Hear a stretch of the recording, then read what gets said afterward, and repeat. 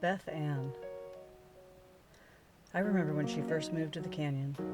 She was so cute. She must have been 5 or 6, maybe a little small for her age. She had bright blonde hair and big blue eyes. When she smiled, the room filled up with sunshine. Now her parents, on the other hand, her parents, they looked like if they smiled, their faces might crack. They were very strict. Beth Ann attended the same school as me for a little while. She was only there for a couple of weeks, and then she was just gone. Later we found out she was being homeschooled.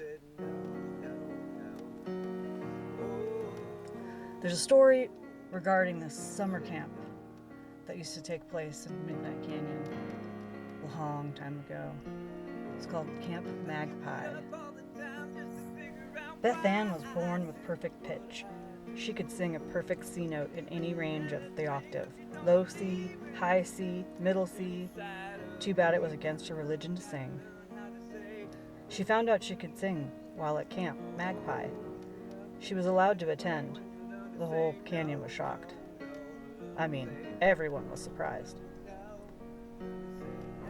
Not as surprised as when the first time Beth Ann opened her mouth to sing.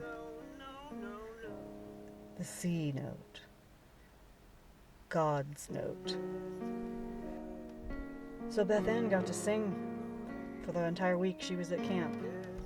However, when her parents arrived on the last day of camp, they were not prepared for what they saw.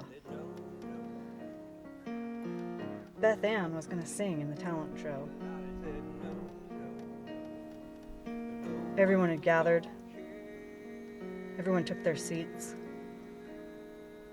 Her parents were sitting in the audience. They didn't know what to expect. I don't think they had read the brochure very well. Well, a few people got up and did some silly things, and then Beth Ann took the stage. She stood there in the spotlight. The room was really quiet. When she opened her mouth to sing Ave Maria, the whole audience wept, except for her father.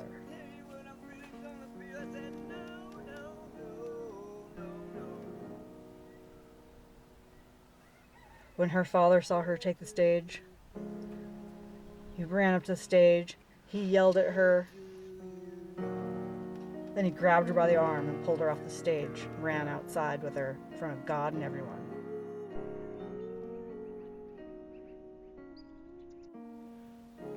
Poor Beth Ann. After that, I didn't see her. Every once in a while, I'll run into her parents at the grocery store.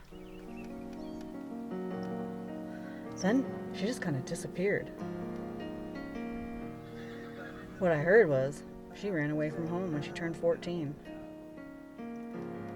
What I don't know is how, at the age of 15, she wound up floating face down in the river. The story I heard was that Beth Ann used to sneak out at night. Her parents had this very small, double-wide trailer. Her bedroom was tiny, and it was super easy to sneak in and out. She got really good at it. She made no sound.